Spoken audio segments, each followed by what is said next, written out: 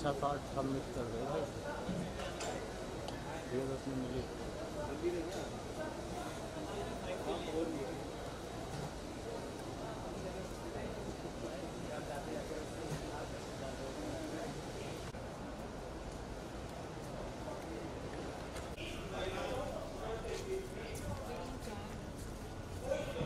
G3 and पर को लगा माइक आ रहा है। Now beyond this. Oh sorry.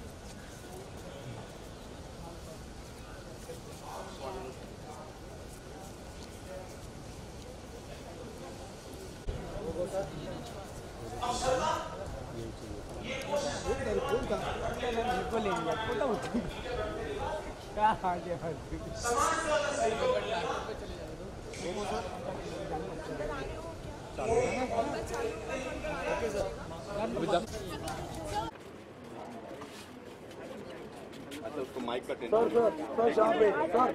एक मिनट जरा माइक दे दूँ उसको दूसरे को लगाना है तो टेंशन नहीं होगा।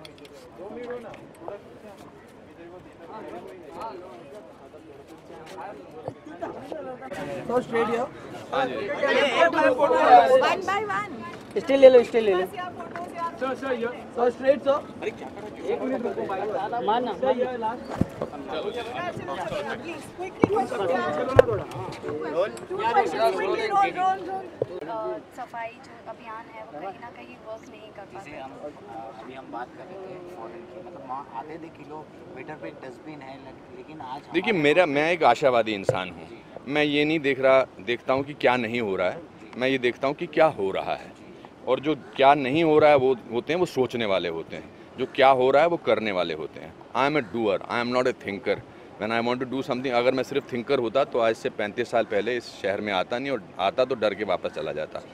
तो अगर मैं ये कर सका हूँ तो मेरा जैसी लाइफ की फिलॉसफी है कि कुछ भी हो सकता है। Let's see the positive side of life rather than being cynical about it. अरे ये नहीं हो रहा, अभी जो आंकड़े हैं वो कम बताते हैं। खने तो सही, आगे तो बढ़ें। लहरों से डरकर नौका पार नहीं होती, हिम्मत करने वालों की हार नहीं होती। आज का जो दिवस है बहुत ही महत्वपूर्ण दिन है आज का, और आज की विशेषताएं बड़ी अनोखी हैं। हमारे भारत के दो सच्चे सपूतों का 100वां जन्मदिन है, जन्म शताब्दी है, और लाल बहादुर शास्त्री जी और महात्मा गांधी जी। साथ में आज अंतर्राष्ट्रीय यानी इंटरनेशनल नॉन वायलेंस डे, अंतर्राष्ट्रीय अहिंसा दिवस कह सकते हैं आप। तो ये दो दिवस के साथ साथ हमारे अब की जो भारत सरकार है उसने भारत स्वच्छता दिवस बनाया है आज के दिन को। तो ये सारी भारत जैसे एक नई मुहिम, नए आंदोलन, नए आवाहन की ओर भाग रहा है, और भारत का यूथ, भारत के जो युवा हैं वो बढ़ चढ़ कर अपने भारत के फ्यूचर को बचाने में लगे हैं, which is a very beautiful initiative. अच्छा, सभी अपने अपने ढंग से अच्छे कार्य कर रहे हैं, हर चैनल लगा हुआ है, हर चैनल इस कोज को सपोर्ट कर रहा है, क्योंकि स्वस्थ रहना सब चाहते हैं। सफ़ा और स्वच्छ, सफाई रखना रहना सबको पसंद है, लेकिन करे कौन? तो ये एक मुहिम है कि ये बताना है अब, ए मेरे देशवासियों, ए मेरे युवाओं, ये अब आपको बताना है कि गई गई को जान दे, रही रही को थाम। क्योंकि जो चीज़ें हो गई हैं उसको तो आप सुधार नहीं सकते, लेकिन आने वाले कल को आप सुधारने के लिए ज़्यादा से ज़्यादा पेड़ लगाओ, प्लास्टिक एकदम अपनी ज़िंदगी से भगाओ। प्लास्टिक की कोई भी चीज़ है उसका आपके पास विकल्प है, कागज़ का बनवाओ या फिर कपड़े का। क्योंकि मैं जहाँ पैदा हुआ था वहाँ कपड़े के बैग में हम सब्ज़ी लाते थे, मैं पापा के पिताजी के साथ जाता था। अभी अचानक धीरे धीरे प्लास्टिक प्लास्टिक चल रहा है चारों ओर। तो उन्मूलन है हर समस्या का, बस हमें हमारी नीयत को थोड़ा सा बदलना होगा। तो और लगता है कि अवेयरनेस फैली है, बहुत फैली है। पिछले 3-4 सालों में ही लोगों में एटलीस्ट ये बात करने की हिम्मत आई है, और लोग अभी पीछा नहीं छुड़ा रहे हैं इस बात से, लोग भाग नहीं रहे हैं जिम्मेदारियों से। At least they are getting involved in these things. Thank you so much sir. Thank you very much. अब धक्का धुक्की बात एरिया हैं जो इर्द गिर्द है, जैसे कहते हैं जो अपनी ज़मीन है। काफ़ी लोग ऐसे सोचते हैं कि चलो हमने अपने घर में झाड़ू मार दिया, दूसरे वाले के घर में डाल दो। ऐसे नहीं होता है, वो भी हमारा ही है, ये मिट्टी जो है ये हमारी है, ये देश हमारा है। तो उस हिसाब से अगर हम ऐसे सोचने लगें और अपनी थोड़ी सोच बदलें, विचार बदलें, तो हम वाकई में अपने देश को चमका चमक लग कर जैसे सकते हम हैं। जानते हैं कि 3 साल से ये अभियान स्टार्ट हुआ है। जी हाँ। तो पहले जो संख्या थी लोगों की वो कम थी, अब जी। धीरे धीरे मात्रा बढ़ती भी जा रही है। आई थिंक और क्योंकि एक काफी अवेयरनेस बॉलीवुड आती सेलेब जा भी- रही है। हाँ। बॉलीवुड सेलेब्स ही नहीं, हर जिम्मेदारी हमारी नहीं होती है। जैसे मैंने कहा, ये हर नागरिक की जिम्मेदारी है। एंड मुझे खुशी है इस बात की कि अब हमारे बच्चे भी इतने अवेयर होते जा रहे हैं। जो हमारे स्कूल्स हैं वो भी ये एक मिशन बना रहे हैं, चाहे वो स्वच्छ भारत हो या हमारे इन्वायरमेंट का हो या हमारे वाइल्ड लाइफ को हो, कि हम अपने बच्चों को जो बिगनिंग से जनरेशन में जो हम ये इंस्टिल कर रहे हैं वो एक बहुत अच्छी बात है। क्योंकि आगे का भविष्य, आगे का जो हमारा हिंदुस्तान होगा वो इन बच्चों का होगा, इनके हाथ में होगा। रवीना जी, आपको लगता है जैसे इन्होंने कहा कि सारे बॉलीवुड सेलिब्रिटी जुड़े हुए हैं, तो बच्चन साहब के अलावा कोई अच्छा ब्रांड एम्बेसडर हो सकता, जिस तरह से बच्चन साहब इस पे काम कर रहे हैं वो बहुत सर, ही- जैसे आज हमारे फादर ऑफ द नेशन का बर्थडे है, जी जी बच्चन साहब हमारे फादर ऑफ द इंडस्ट्री हैं। उनसे बड़ा कोई सेलेब और उनसे बड़ा कोई एम्बेसडर हो ही नहीं सकता हमारी इंडस्ट्री के लिए, जब तक हमारी मतलब in our life time at least. So ये तो प्रश्न आपको पूछना ही नहीं चाहिए। हाँ जी। ओके, सो आपने कुछ ऐसा आज स्पेशल किया है, जैसे आज गांधी जयंती भी है और स्वच्छ मैं भारत काफ़ी समय से करती आ रही हूँ और आप लोग पढ़ते ही हैं कि मैं काफ़ी संस्थाओं के साथ जुड़ी भी हूँ। सिविक अवेयरनेस और हाइजीन, एनवायरनमेंट, ब्ला ब्ला ब्ला। मुझे अपने मुंह से बोलना नहीं आता, आप गूगल कर लीजिए। आप कितना साफ सफाई का ध्यान रखते हैं? मैंने बहुत सारी चीज़ें की हैं। मेरे कॉलम्स में भी मैंने लिखा है, जहाँ मैंने लोगों को एक्चुअली जो रोड पे प्लास्टिक फेंका है उठा के उनकी खिड़की, गाड़ी रोक के खिड़की, तो उन्होंने कहा आपने कुछ गिरा दिया जी, आपके गाड़ी में से निकला है। और लोगों को शर्मनाक किया है ऐसे, क्योंकि ऐसे ही करना पड़ता है कभी कभी। सो जाते जाते आपसे एक दिवाली विश लेना चाहूँगी। जी हाँ। दिवाली।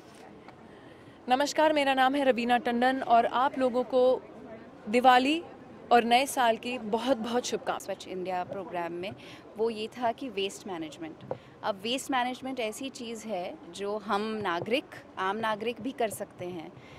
2003 या 2002 में कॉन्स्टिट्यूशन ऑफ इंडिया में इंट्रोड्यूस किया गया था कि सारा जो वेस्ट होता है घर का, वो 2 हिस्सों में बटेगा, वेट वेस्ट और ड्राई वेस्ट। बहुत सारे ऐसे लोग हैं जो जानते भी नहीं कि वेट और ड्राई क्या होता है।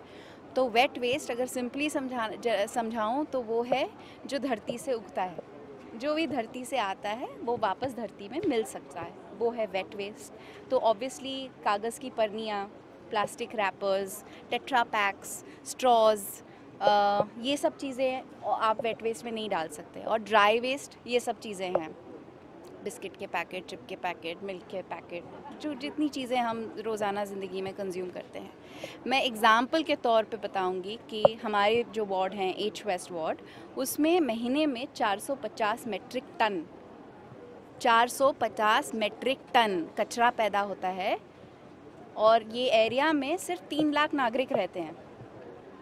ठीक है, तो आप सोचिए कि हमारी देश की संख्या क्या है और वो कितना हम कचरा पैदा करते हैं। तो अगर हम घर पे एक्ट सोर्स अपना वेस्ट मैनेज करने लग जाएं, तो वो अगर एच वार्ड का मैं एग्जांपल उदाहरण दूंगी तो 450 metric ton can become 250 metric ton, क्योंकि लोग हम अपना जो वेट वेस्ट है उसको कंपोस्टिंग करेंगे या वेस्ट टू एनर्जी करेंगे। तो उम्मीद यही है कि 2019 तक जब हमारी कल्पना है, हमारे प्राइम मिनिस्टर की कल्पना है कि इंडिया बनेगा स्वच्छ, हम सब इस बात को समझ लेंगे कि जितनी भी चीज़ें हम अपनी रोज़ाना ज़िंदगी में ले आते हैं, उसे चाहे वो बतौर खाने के लिए हो या पहनने के लिए हो या उपयोग करने के लिए हो, वो कहीं से आ रहा है और उसे कहीं जाना है। और अगर हम इस बात का एहसास रखना शुरू कर दें कि ये जाएगा कहाँ, और जब हमको उस बात का जो उत्तर है वो तकलीफ़ देने लगे, तो वो चीज़ें हम यूज़ करना बंद कर दें, जैसे कि प्लास्टिक, है ना। जैसे आपने कहा प्लास्टिक सिर्फ प्लास्टिक बैग नहीं होता, प्लास्टिक स्ट्रॉज होती हैं, प्लास्टिक की बहुत चीज़ें होती हैं। तो वो जो दुरुपयोग है या बिना सोचे समझे हम ऐसी यूज़ कर लेते हैं, वो शायद होपफुली बंद हो जाएगा। मैम, आज 3 साल पूरे हो चुके हैं, पर अभी भी देखा है तो ओपन डेफिशिएंसी है, फिर बीच पे अभी भी प्लास्टिक्स और ये, तो कहाँ पर कमी रह गई आपको लगता है कि अभी भी ऐसे ही चल रहा है? हमारे देश के जो लोगों की संख्या है और जितना हमने काम करना है आगे, पहले साल में हमने ओपन डेफिकेशन के बारे में सुना, पढ़ा, काम किया, देखा कि एसेंशियल जो प्रोपगेशन था स्वच्छ भारत का वो ओपन डेफिकेशन के इर्द गिर्द था। आज हम समझने लगे हैं कि लोग प्लास्टिक जला रहे हैं, कूड़ा जला रहे हैं, समुंदर, नदी, तालाब, सड़क के प्लास्टिक जमा होने की वजह से it's affecting everything, our health, the quality of our life, our food, our air, everything. तो people have now started understanding that Swachh Bharat cannot just be about dealing with open defecation. It has to be about dealing with all aspects that are polluting the environment. And one of the most important aspects is waste management. Sir Dheeraj, जैसे आपने कहा कि आज ये बहुत बड़ा problem है. ये तब सॉल्व होगा जब हर इंसान इस देश का ये समझेगा कि उनका वो भी इस सोल्यूशन में उतने ही हिस्सेदार है जितना कि वो किसी गवर्नमेंट को मानते हैं या किसी सिविक बॉडी को मानते हैं या किसी और को मानते हैं. हम हर इंसान का इसमें पार्टिसिपेशन होना ज़रूरी है. जैसे कि हमने हमारे सोसाइटी में वेस्ट सेग्रीगेटेड कलेक्ट होता था. हमने फिर नोटिस किया कि जो ट्रक है, म्यूनिसिपल ट्रक है, वो सेग्रीगेटेड कलेक्ट नहीं कर रहा है, वो मिला देता है. तो रेजिडेंट्स बड़े नाराज़ हो गए. उन्होंने कहा क्या फ़ायदा, हम घर से तो सेग्रीगेट करते हैं पर म्यूनिसिपैलिटी एक ट्रक में डाल के ले जाती है. करेक्ट. तो गैप है. अब वो गैप कम होने तक शायद थोड़ा समय लगे, लेकिन फिर हमने क्या कहा, हमने कहा एक काम करते हैं, हमारे बिल्डिंग में जगह है, हम जितना भी हमारा वेट वेस्ट है उसको हम कंपोस्ट में बदल देंगे. हम हमारे जगह में तो अभी हमारे बिल्डिंग से जो कचरा जाता है वो सिर्फ ड्राई वेस्ट है, ई वेस्ट भी नहीं देते हम. ई वेस्ट का अलग कलेक्शन होता है. तो आई थिंक बात मैं कहना ये चाहती हूँ कि एक तो अगर आप सोल्यूशन का हिस्सा बनना चाहते हैं तो एक दिन सोच के नहीं बन सकते. आपको हर समय इस बारे में ध्यान रखना पड़ेगा और हर वो काम करना पड़ेगा टू सीक सोल्यूशंस. आप सिर्फ प्रॉब्लम की बात करेंगे तो कोई फ़ायदा नहीं. आपको हमेशा ये सोचना है कि हम इस सोल्यूशन का हिस्सा कैसे बने. वो सब हम क्या कर सकते हैं हमारे सोसाइटी में, कोऑप में, बंगलों में, जो भी है, आप चाहे जहाँ भी रहते हैं, क्या वो कर सकते हैं जिससे ये समस्या का हल हम सब मिलकर ढूंढें.